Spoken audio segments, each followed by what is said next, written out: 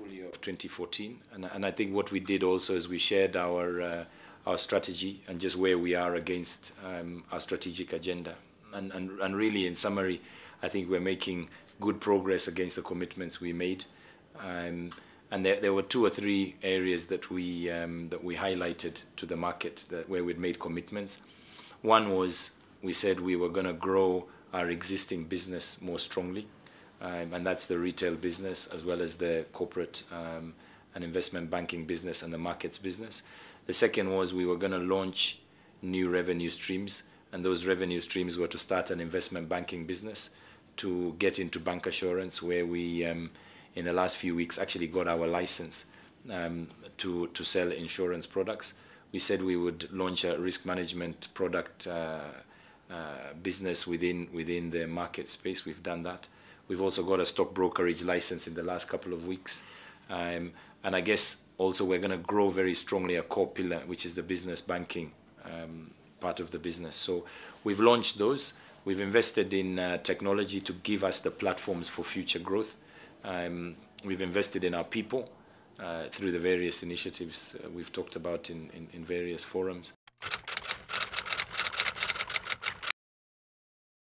We have reported good results, 10% uplift in profit. And if you look at the makeup of that profit on the side of the balance sheet, we've been able to grow our deposits by about 9%. If you look on the side of assets, which is customer loans, we've been able to do about 6%, year-on-year growth. I think what is very important is when we look and reflect this on the side of, on the side of profit and loss, you'll see that interest income on loans alone has actually gone up by about 13%, which is very good. We've never done that before, doing a 13% growth on the lending side. I think if I look at, our net interest, margin, it has been affected by the cost of funds, which grew significantly by about 37%. So that has effectively reduced our net interest, growth year-on-year to only 4%, despite a 13% growth on interest on loans. I think the biggest challenge, which I would like to share with our colleagues, is actually on the non-funded income. Year-on-year, that has come down by about 4%. So that, if you look at it in totality, our total income has only grown by about 1%. I think lots of effort we are putting towards growing the non-funded income, which is what Jeremy has basically, been able to allude to. On the side of cost, we've done extremely well. I think beaten the whole of the market. We've actually seen our costs coming down by 6%. Now, it's not been a cost, reduction strategy. It's more of an efficiency strategy, because if you look at the investments we've discussed, Jeremy has covered that, refurbishment of branches, investment in intelligent ATMs, investment in, different systems, especially on the side of corporate, host-to-host, iTax. And more important really is in terms of supporting the business. If you look at our marketing spend year-on-year, we've been able to grow that by about 30%. So all of this is happening. We are removing, bad cost and putting it into good use.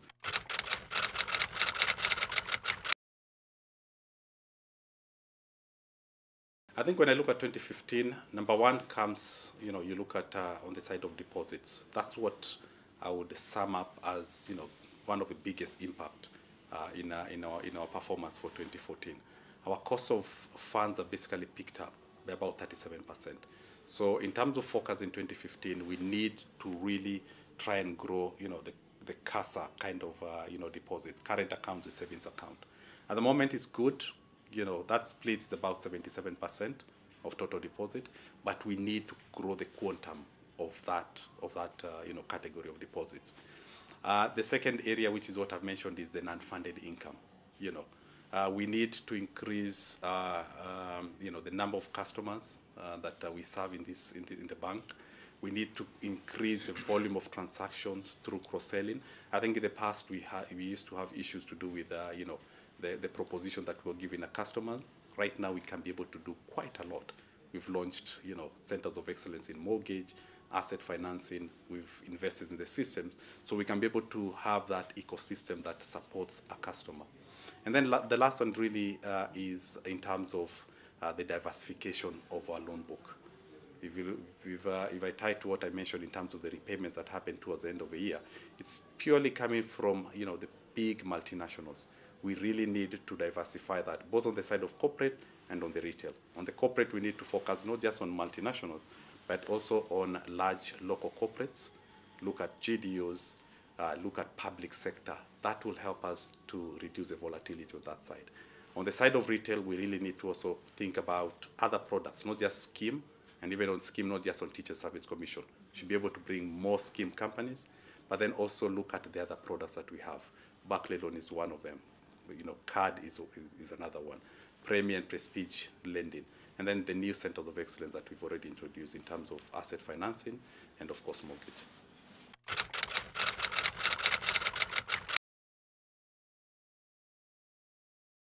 I think Magic 15 was obviously directional, where we wanted to achieve roughly 15% growth in assets, 15% growth in liabilities, and then see 15% growth in PBT, profit before tax, as well as in income. And then ultimately try to hit a 15 billion number. I think where we have fallen short against some of those targets. And I think the more important component is that we need to see at least a 15% growth in assets, but our liabilities fell short at 9%. Our income is where we have a problem. Our income grew at 1%, yeah, and frankly that's disappointing, yeah. We have made I think strong progress on executing the agenda. We made a case to the group to allow us to invest, and we've talked about the things we've invested in. Now what we need to do is accelerate that investment into a return.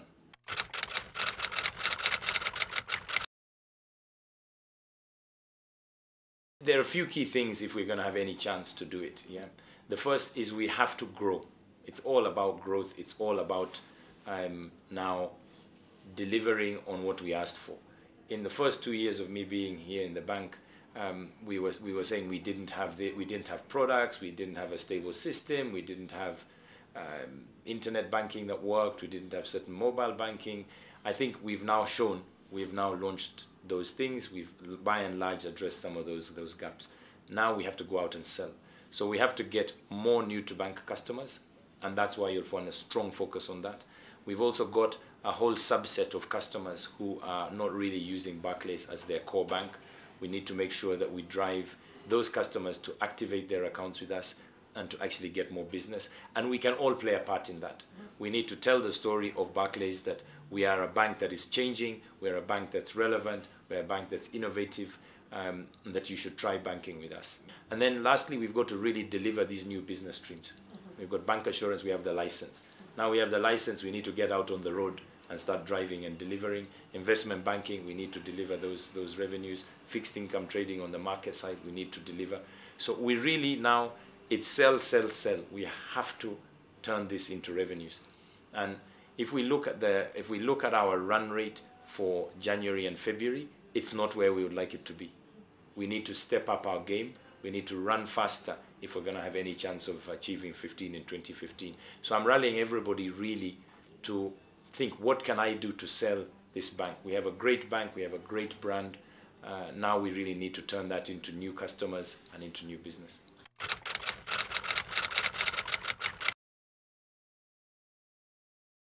We've spent a lot of time as businesses, as CMC and Manco teams within the respective businesses, aligning our objectives and our targets to what we need to do to STP. It might sound obvious, but sometimes those targets may not necessarily have been fully aligned in the past. So one of the things we're doing is we want to make sure business units don't operate in silos. So how does corporate banking support retail banking when they go and talk to their clients? Yeah. How does retail banking support business bank, as we move forward? And one of the major changes we are making this year is that we're getting the retail banking network, all our branches, to actually actively sell and get rewarded for selling business bank as well as retail bank. In the past, they were only rewarded for retail bank. And we found it was inefficient to try and build a second stream of business bank resources to sell business bank. So now branches have both a business bank target and a retail bank target, and that will obviously flow through. So what we can expect is those targets to be aligned to our strategic ambitions, and we'll have very clear scorecards around the things we're measuring. So we're measuring new to bank, we're measuring customer reactivation, we're measuring service through Net Promoter Score, through external research to tell us how we're doing.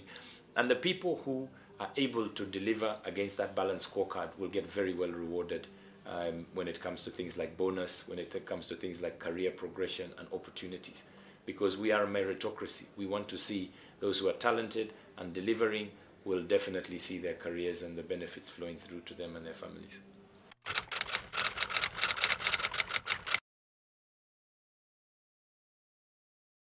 In the past, there was so many excuses coming from the network. We don't have this, we don't have that, issues to do with systems, issues to do with our processes, etc., including even resources. I think what the leadership has been able to do very well, unlike in the past, is to make sure that the processes are aligned.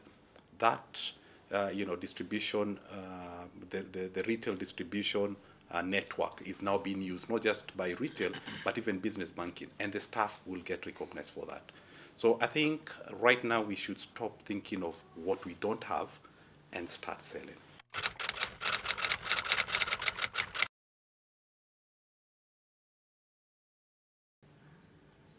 I think if you want to get results, you need to do the basics very well. Yusuf has just said it. We have a pathological condition which says we focus on what we don't have rather than what we have.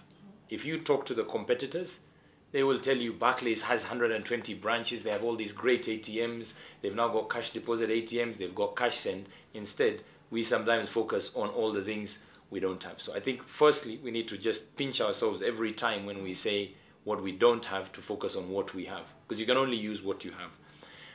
Innovation continues to remain a focus, and we have very exciting plans around launching a prepaid card. We're looking at agency banking, which hopefully will be launched later in the year. Those have a lot of support, and they will come and they will make a difference. But whilst we wait for those things to come, let us sell what we have. We are already innovative. We are the first bank to do cash send. We are the first bank right now to do Zidisha. That has come with an award of the best product in the world through the Asian Banker. So let's be positive about what we have. Yeah, I think as we go forward, once we look at this, we might need to do more work on bundling, but let's not focus on just initiatives to launch new products. Those new products have to deliver value, and I think we've launched a lot of new products. We've fixed a lot of things. Now we have to sell. And what I would say to people, and I think is unfortunately the nature of the world, the results are what get recognized, not effort. Yeah, you can have literally, if we look at the soccer analogy, you can have possession 90% of the match, but guess what? If the other bank gets possession that 10% and they put in 2 or 3 goals, you don't remember about the 90% possession. You don't remember about who ran hard on the field. You remember about who scored the goals and who actually won.